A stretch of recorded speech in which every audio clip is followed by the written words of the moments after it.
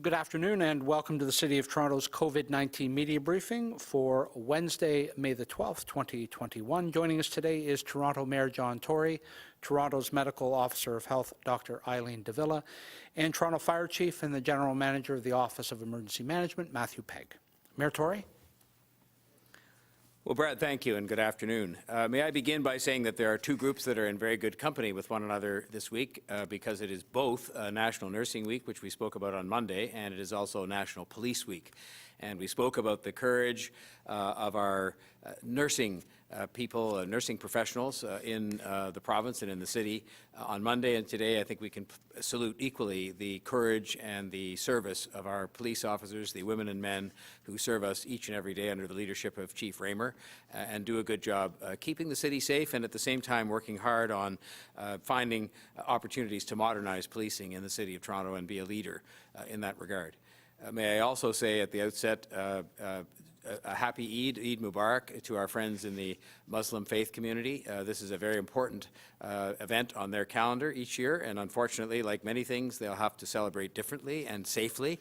But nonetheless, they will be celebrating, and we join them in marking Eid as a very important occasion on the calendar. Team Toronto has now distributed more than 1.5 million doses of COVID-19 vaccine in the City of Toronto, the first city in Canada to reach that threshold. On behalf of all of the residents of the City of Toronto, I want to thank our hospital, our healthcare, and our community partners, along with all of the Toronto Public Health and city staff who've made that happen. They've been working really hard in many different respects to get people vaccinated in the City of Toronto. It is amazing to see the city's dashboard on vaccinations with higher and higher percentages of age groups being vaccinated as the province opens up eligibility and as vaccine supply has increased. More than 70% of adults 80 plus, for example, have been vaccinated. More than 75% of adults between 70 and 79 have been vaccinated. More than 71% of adults between the ages of 60 and 69. And 61% of adults between the ages of 55 and 59 have received their shot, while almost 53% of adults between 50 and 54 have been vaccinated. Even in the younger age groups, we are seeing the percentages climb, with 43% of people 40 plus, and even 36% of people between the ages of 20 and 24 have been vaccinated. This is good work. Now we just have to keep going with the cooperation from the other governments until everyone who wants their shot is able to get it. But we have the capacity, we have solid momentum, and we're targeting places where we can do the most good. So supply willing, we will move forward and get this job done. Further to that, as of tomorrow, more people in our city will be eligible to get vaccinated at city-run clinics when the province opens up registration to people 40 plus across the city, not just residents who live in hotspot postal codes. To help prepare for increased demand created by this change in eligibility from the province, the city has worked to be able to open up 5,000 new appointments, additional vaccine appointments, for next week. As the province takes decisions to expand eligibility, we will expect their cooperation to put us in a position to be able to expand vaccination capacity accordingly. As you know, we only open up appointments to match vaccine doses that we have on hand or know we will have in the coming weeks. And the more vaccine supply we can receive as a city, the more capacity we can open up in our clinics, both the city-run clinics and in the clinics that are operated on a hotspot and other targeted basis across the city. We are also announcing today that we are again expanding our sprint strategy that focuses on the hottest of hotspots in the city to include 5 additional postal codes, including 3 more in Scarborough. This will ensure more than 100,000 vaccine doses will be available for mobile and pop-up clinics in 22 of our hottest hotspot postal codes. That's up from an initial number of 13. The sprint strategy is working, and it is making a difference. We are seeing double-digit percentage increases in vaccination rates in the areas where we focused, and I'm going to give you a couple of examples. Across the first 13 priority postal codes, we have seen the average of people 18 plus in age vaccinated go from 13.8% in early April to 48.6% by last Sunday, May the 9th. In the 4 postal codes we added last week, just last week, The average has climbed from 17.5% when we began the sprint exercise on April the 5th to 51.6% this week. So I want to say thank you to everyone involved in the sprint strategy for the work that you have done and the work that I know you will continue to do to get people vaccinated in the areas where we know that COVID-19 is having its worst impact. And I want to say thank you as well to the people who've come out to get vaccinated.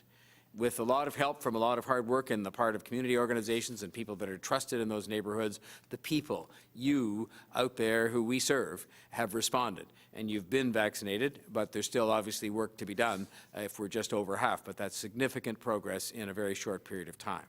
The strategy is making sure that we get vaccines in the right arms right now. I also want to provide an update on the extraordinary work that is happening at the community level to support widespread access to COVID-19 vaccination. We have a very strong partnership, which the city has wholeheartedly supported, between our health partners, community agencies, and city staff. And this has resulted in some powerful programs that have been well received by communities across the city. It is no different than what I said about the transit announcements that have come our way in the last 2 days. When people work together, governments, community agencies, health partners, city staff, great things can be accomplished. We've worked together to listen to and respond to specific community needs and to help people get vaccinated. When we rolled out our vaccination program for the city, we invested in programs to ensure increased equity so that everyone has an opportunity to get the protection of a vaccination as soon as possible and as easily and accessibly as possible. I'm proud to share some of the initiatives that we've launched under our community engagement and mobilization plan. This includes communities that experience high rates of infection, that face systemic racism, that face accessibility and other barriers, and we have engaged with groups that have a trusted role in those communities to support this work. Some examples of our equity initiatives include the Black Scientist Task Force, which includes many of Canada's top Black scientists, and it has been working in partnership with the Taibu Community Health Centre to address Black community concerns and issues related to COVID-19 virus, testing, and vaccinations. More than 6,500 residents attended these vaccine information sessions put on by the Black Scientist Task Force, and surveys of attendees indicated a positive change, a marked positive change, in the intention to get vaccinated after the seminar was held. The Accessibility Task Force was instrumental in making sure we achieved a 100% completion rate for the vaccination of people with developmental disabilities in congregate settings. And together with that task force, we are holding dedicated vaccination clinics for adults with disabilities this week and next. And for those clinics, all 1,200 appointments have been booked. The clinics will themselves be fully accessible and have on-site accessibility coordinators to provide assistance if needed. Our vaccine engagement team work is also continuing. 155 community agencies are hiring 280 community ambassadors who will reach out directly to more than 68,000 residents and support them in addressing any barriers they may face in getting vaccinated. So far, 1,075 nonprofit sector representatives have been engaged in workshops, in training, and in information sessions to prepare for community outreach and support in 140 different neighborhoods. This is work that will pay off in the long term, and it will make sure that we reach out to everyone in our city so that everyone is encouraged and helped to get vaccinated. Community efforts to support residents are evident everywhere across the city. Just this past weekend, as a great example, the Jamaican Canadian Association hosted a clinic to serve the Black, Caribbean, and African community. People in those communities have been disproportionately affected by COVID-19. There was music, food, information, and most important of all, 2,231 doses of vaccine were administered to members of this community hit so hard by COVID-19. So again, I want to express my heartfelt appreciation as mayor to all of our health partners, to all of the community groups who have responded with such a big heart to working with the city to improve the health of our residents through the community engagement and mobilization plan. There is much more work to be done, but I wanted to give an update on this work today to highlight not just the efforts that are underway, but the success that it's achieving in increasing those rates of vaccination in those communities where they were so low not that long ago. Now I would like to ask Dr. Davila to give her update for today. Thank you, Mayor Tory, and good afternoon. On Monday, I had the opportunity to offer greetings and well wishes to my nursing colleagues to mark Nursing Week. Like Mayor Tory, today I send greetings to colleagues in police services, as it is also Police Week this week. To my colleagues in the police services, my sincere and heartfelt thanks for your service. Today, I am reporting 814 new cases of COVID-19. 1,081 people are in hospital. 265 people are in the ICU. And I'm saddened to report 20 deaths today. As you've just heard from the Mayor, there is increasing momentum in the vaccination campaign. And this is welcome news for all of us. Just a few hours ago, the province said that almost 4 million doses of vaccine will be delivered over the month of May, and that details are being finalized to expand vaccine access to children and teenagers between the ages of 12 and 17.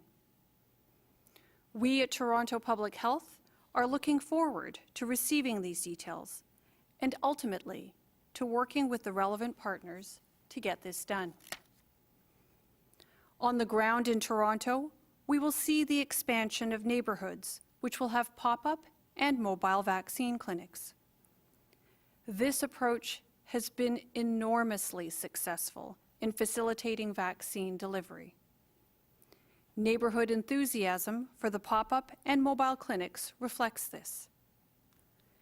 In our excitement and in our understandable tendency to count needles in arms, we may forget that our shared goal, our real goal, is this: the health outcomes of vaccination. People protected from severe and life-threatening illness and reduced spread of COVID-19 amongst those yet to be vaccinated. As with so many aspects of the pandemic, the pop-up and mobile clinics have emerged unexpectedly as a real success story. And I want to thank the people who've helped to make this happen. Our hospital partners, the Ontario health teams, and in particular, the community leaders and organizations that have been so effective at reaching out to the communities and especially at communicating with them to encourage vaccine uptake and to address hesitancy. We all hoped for vaccines for most of the pandemic, especially when all we had was hope. We all felt a sense of confidence in the idea of COVID-19 vaccines because the concept of vaccination is familiar and regular to most of us. It was care, testing, study, and analysis that made the vaccines possible and produced them for our protection from COVID-19. And it is care, testing, study, and analysis that will continue to determine the path forward. I will close today asking you to remember the most important thing. Science and study prove the risks from COVID-19 infection are significant, as severe as hospitalization and death, and for those who recover from the worst of it, lingering and sometimes debilitating symptoms. Science and study also prove that COVID-19 vaccines provide safe and effective protection from that threat.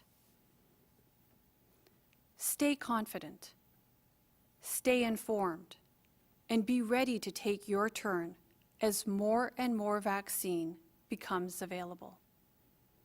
We are not long now from seeing how the protection the vaccines provide begins to meaningfully turn the tide in our favor. With that, I'll now hand it over to Chief Pegg to deliver his remarks. Thank you, Dr. Davila, and good afternoon. Before I begin my formal remarks this afternoon, I too would like to acknowledge that this is National Police Week. This year's theme is working together to keep our communities safe. Each and every day, our Toronto police officers are on the very front lines of community safety, working to keep Toronto safe. The challenges of protecting public health and safety in a city as large and dynamic as Toronto are very significant. Fulfilling this mandate during the COVID-19 pandemic is all the more challenging. I would like to extend my sincere thanks to Chief Raymer and to each of my Toronto police colleagues who work day and night to keep us all safe. The eligibility for booking vaccine appointments is determined by the Province of Ontario. On Tuesday morning this week, the province extended vaccine eligibility to all individuals with at-risk health conditions such as dementia and diabetes, as well as to Group 2 of people who cannot work from home, including grocery store, restaurant, and transportation workers. Since Tuesday morning, more than 15,000 people have successfully booked their appointments to receive COVID-19 vaccine in a city-operated clinic. Of course, our ability to make vaccine appointments available and to administer vaccine in city-operated clinics is dependent upon the supply of vaccine that is available to us. As of this morning, while our city-operated clinics are very close to being fully booked for a number of weeks, there are still appointment times remaining available between today and June 13. For the remainder of this week, our clinics are 98% booked, with approximately 1,200 appointment slots remaining available to be booked as of this morning. For the week of May 17, our clinics are nearly fully booked, although I'm pleased that we will be making an additional 5,000 appointments available for the week of May 17. These additional appointments will go live in the booking system at 8 a.m. tomorrow morning. For the week of May 24, our clinics are nearly fully booked. For the week of May 31, our clinics are 97% booked. And for the week of June 7th, approximately 23,000 appointments remain available to be booked. Tomorrow at 8 a.m., the Province of Ontario will expand vaccine eligibility at city-run clinics to anyone who is 40 years of age or older. We are working to open new blocks of appointments on a proactive basis and as very soon as possible, in an effort to ensure that people have as much opportunity as possible to book their vaccine appointments. Over the course of this week, our clinics are operating at the highest weekly vaccine administration rates yet, with 98,280 people being able to be vaccinated across our network of 9 city-operated clinics this week. The number of appointments that are made available corresponds directly with the number of doses of vaccine that are provided to us. As additional vaccine is provided to the city by the Province of Ontario, we have plans in place to expand our city-operated clinic operations to match. Between the 1st and 10th of May, we have averaged a 1.7% no-show rate across the network of 9 city-operated clinics. This means that, on average, approximately 1.7% of people who have a confirmed appointment in a city-operated clinic did not arrive for their confirmed appointment. While we have robust processes in place to ensure that the associated doses of vaccine do not go to waste when this happens, this does result in valuable appointments not being used when they are available. I ask everyone who has booked a vaccine appointment to be sure to cancel in advance in the event you are unable to make your scheduled appointment. This will ensure that the maximum number of people are able to receive their COVID-19 vaccine as very quickly as possible. Appointments can be canceled via the online booking system or by calling the provincial call center. Thank you for all that you do to help stop the spread of COVID-19 in our city, and please continue to monitor toronto.ca/COVID-19 for the most up-to-date information on immunizations in Toronto. Thank you.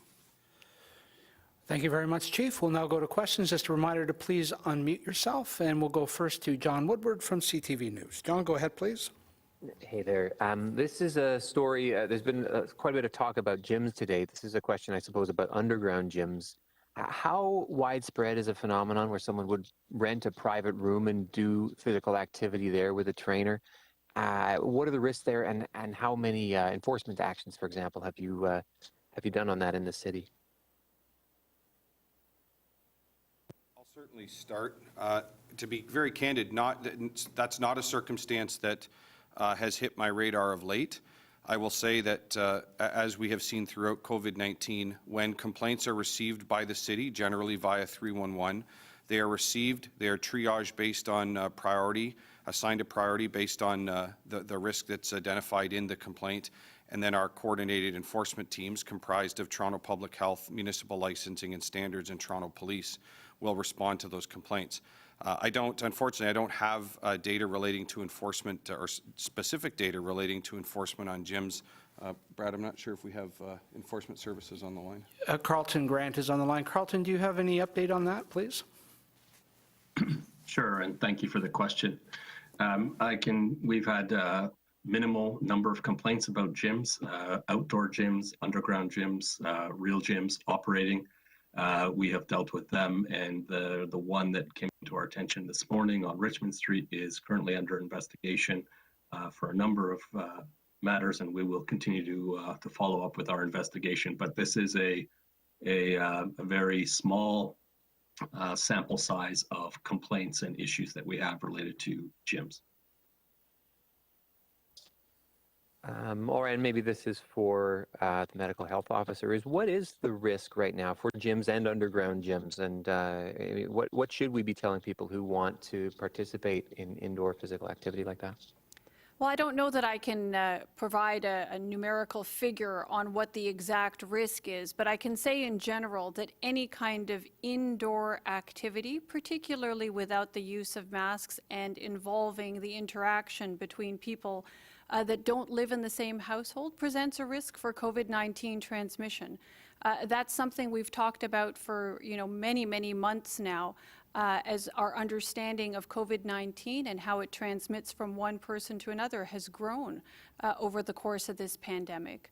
As we heard from Chief Pegg and from Carlton Grant, thankfully this seems to be something that is relatively infrequent, and I would encourage people to take advantage of the nice weather that we have, to absolutely get some physical activity, both for their own mental and physical health, but to do so in an outdoors environment where in fact the risk of COVID-19 transmission is significantly reduced, just given the big airspace and I guess what you could call a really good ventilation, because you're in that big broad airspace. So there's lots of opportunities as weather improves for people to get that physical activity and to do that for their own mental and physical health in that safer environment as we work to get to the other side of this pandemic.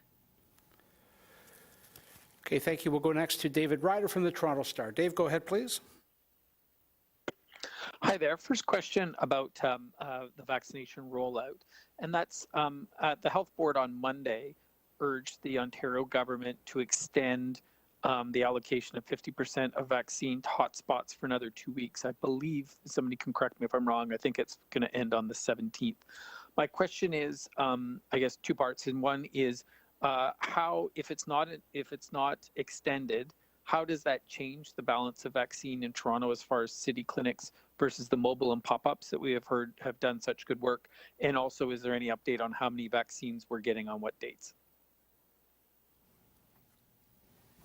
So David, why don't I start off? We'll see if anybody else has anything they'd like to add to the answer. I don't have the specific numbers in front of me, but clearly, we have been buoyed by the progress that we've seen in the vaccination rollout. You've heard the mayor mention them in his remarks today.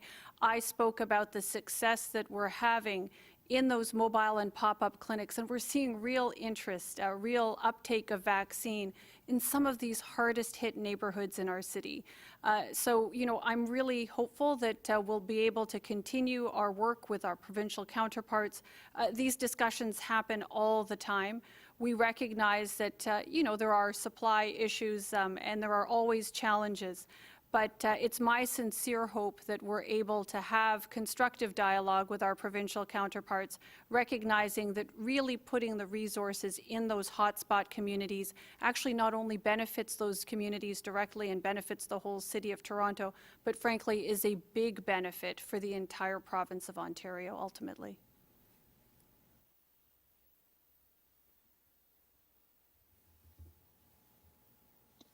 Thanks. Can Chief Pegg answer about the supply if we know when we're getting what? Hi, Dave.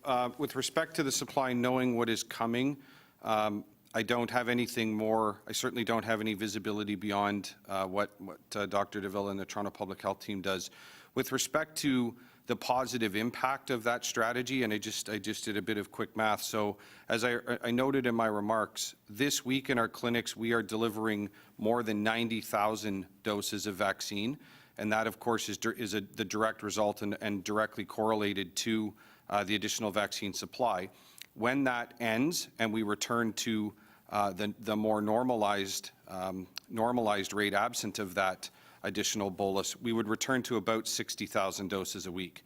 So there's about between 30 and 40,000 dose differential happening in the clinics this week.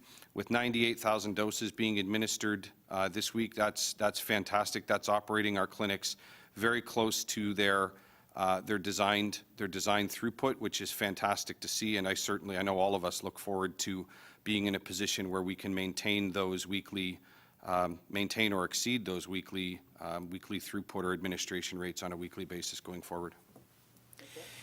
May I just add that, we have consistently been advocating, and again, all the GTHA mayors and chairs this week advocated for a continuation of extra supply being allocated to hotspots. It's working. The numbers that we've presented here today, again, indicate just how profoundly well it is working. We proceed on the premise that it is best to hit this virus hardest where it is hitting people the hardest, and that we can produce the results to justify that allocation of vaccine. And so we will continue to advocate for that, as we have done for some time now. And as I say, it was of interest to me that in the whole region, people in elected offices accepted the fact that the region should be treated in that respect, which is to have extra vaccine, recognizing the particular challenges that exist in this part of the province. And it will have benefits province-wide. What heals people and stops the spread of this virus and makes people healthier in the City of Toronto and in the Toronto region will be good for all of Ontario. Follow-up, Dave? Yeah, my follow-up is, I think, for Dr. Davila, and that's this morning the Ontario government said that it does not plan to require students to be vaccinated to go back to school, although there obviously is going to be a campaign to get as many kids vaccinated as possible. I'm wondering if you have any comment on what that means for the safety of school, given that there are a host of things for which most students have to get vaccinated now for measles, et cetera, unless they have very specific exemptions. So, David, for now, we're just hearing ourselves of, the fact that there is this expansion of vaccine access that is meant to include children and teenagers between the ages of 12 and 17. So I don't know that I have much more by way of detail to speak on that.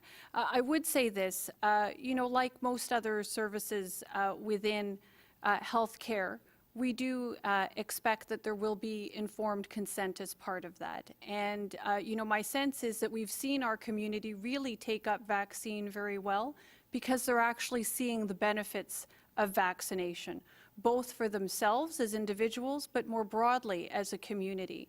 So it's my sincere hope that we'll see that extend to younger people as they are now eligible or soon to be eligible to receive vaccine. And my sincere hope is that we will see families supporting the young people in their lives getting access to vaccine for its protective benefit. It is truly protecting people, not just here, but all over the world, from severe illness and life-threatening illness, wherever it's being administered. So I really do hope that people will appreciate that and really seek out the benefit of the protection of vaccines for themselves and for their children. Okay, thank you. We'll go next to Samantha Beatty from CBC News. Samantha? Hi. My question, I think, is for Dr. Davila. So how is the city going to ensure that people who got their first dose at a mobile or pop-up clinic knows how and when to get their second dose? Will there be a coordinated strategy with all healthcare partners, and when will this be happening? Yeah, so Samantha, thank you. This is, an important question, and one which is the subject of active discussion amongst all the partners, the healthcare partners and health system partners that are partaking in the vaccination campaign. As part of the vaccination campaign, all the vaccines that are being administered, regardless of which channel is being used, so this does include mobile and pop-up, data are being entered into the provincial COVAX system. Effectively an information technology database, if you will, a computer database. So we actually have the information on who's received that first dose of vaccine, what vaccine it is, and when. It's kind of like a medical record. So we actually have the information on those individuals so we can call them or connect with them and make sure that they are aware of when they should receive that second dose of vaccine. Again, lots of details still very much under active discussions, but I think you can rest assured that the healthcare partners and the health system partners who engaged in the vaccine efforts are committed to making sure that all those who've received that first dose of vaccine are offered that opportunity and facilitated in terms of getting that second dose of vaccine, because that's really what we want to see, that full protective benefit of vaccine being provided to everyone. Okay, great. And my next question is that Toronto Public Health has a team that is tracking adverse events following immunization. What can you share about this, about what you've learned so far? And were any of Ontario's reported cases of blood clots linked to the AstraZeneca vaccine in Toronto? So Samantha, there is a team absolutely that is working on adverse events following immunization. This is not unique to COVID-19 vaccines. We actually have a team of people who do this all year long.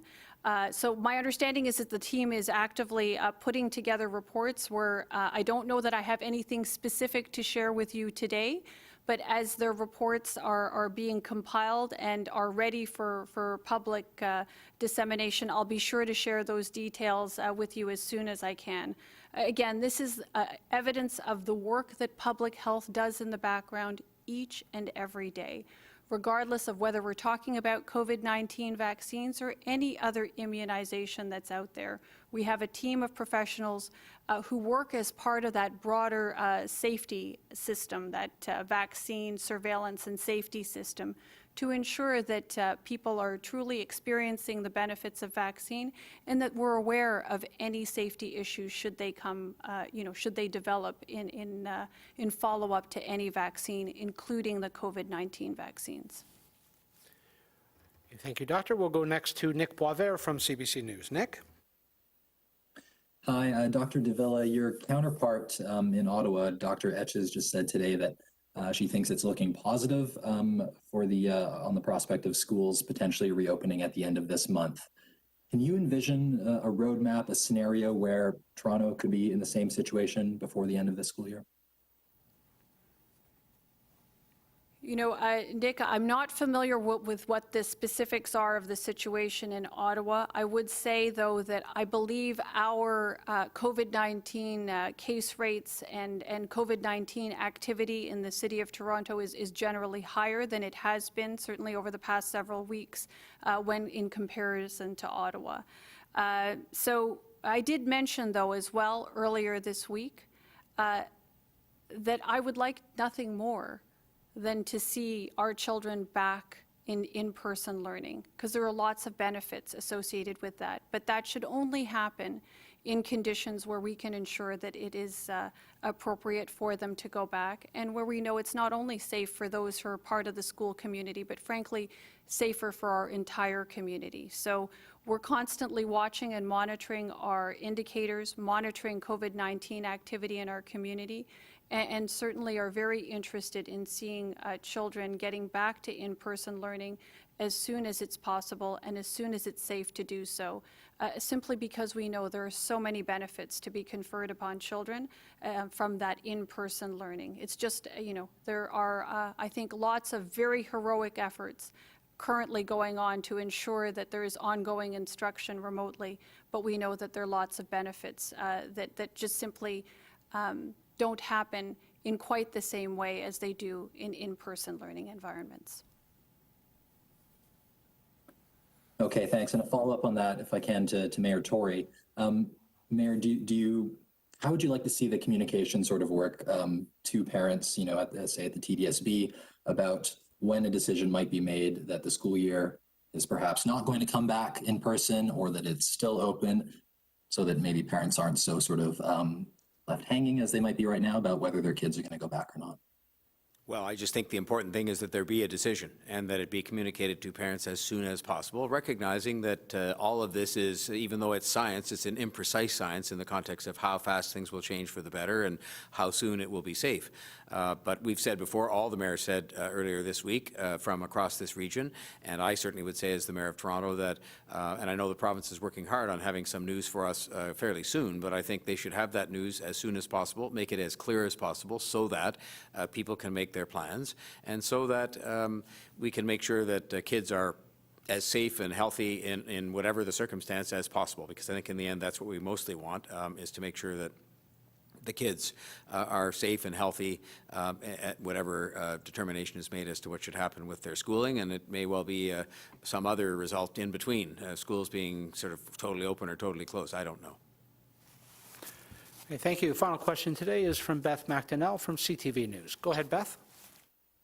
Hi, this question is from Mayor Tory. Is the local planning appeal tribunal's decision today on Rail Deck Park a big blow to the future of the park? And what does it mean moving forward for the city's efforts to make it a reality? Well, I respect the decision today, but I'm deeply disappointed by it because it makes it more difficult in the context of both the expense and otherwise for that park to proceed as envisaged. The park was envisaged as something that was needed in the downtown of a great city. If people look 25 years from now at what was done in 2021 and years in and around where we are today, do you think they're likely to say, well, gee, they built 15 or 20 more condo buildings, or do you think they're likely to say that they left a dramatically ugly rail corridor in place, or would they be more likely to say that what made that city great and kept it among the most livable cities in the world was they built a great, globally admired, iconic park for all the people of Toronto and for people who come to visit here? I picked the park. And so I just think my determination to make this city more livable and to reflect the fact that we're very fast growing and must pay attention to the need for open space and parkland, as evidenced surely by what's gone on in the pandemic, my determination to continue on that path is absolute. And we will just have to examine the decision and see what it says about Rail Deck Park. But my determination to make sure the city is livable and has proper parkland in all parts of the city, including downtown, is absolute. And so we will go forward with this decision in hand and see what implications it has. But I just think that we have to focus on why we're in the top 10 most livable cities in the world. I believe my job as mayor with my council colleagues is to make sure we stay on that list going forward. And if you look forward 25 years or less, one of the things we're going to have to do is a better job of making sure we have parkland and open space in all parts of the city, but including in downtown Toronto, where we're presently deficient in that regard. So it's very disappointing. The tribunal talked about some of the city's arguments that were exaggerated and that the city could have purchased some of the rights for the site a long time ago. Do you think the city pursued the right strategy to get that space? And if so, why? Why not? Well, a commercial negotiation is what it is. And I can just tell you, without getting into the details of the negotiations that took place, that the prices that were being asked for these air rights were not prices we were prepared to pay at that time. And so, you know, we are where we are. And the bottom line is that I had a dream, I'll call it that, of something that is, I think you have to think big in the context of building a great global city. And that's what that was about. And so we'll see where this one goes, but at the bottom line, as I've said, my determination to make sure that we dream big and that we do things that are going to make sure this stays the livable city that it must stay for the sake of the people who live here and for our global reputation. My determination on that is absolute. And so, you know, there are always bumps along the road, and you just move forward and try to do something that is going to make sure that we achieve that objective. And you can go back and analyze the discussions that took place in the past all you want, and the positions that people take, including, you know, the interest that people do or don't have in the well-being of the city as a whole. And but I don't consume myself with that. All right, thank you, Mayor. Thank you all for joining us. That concludes today's briefing. Our next scheduled update will be this Monday, May the 17th. Please stay safe.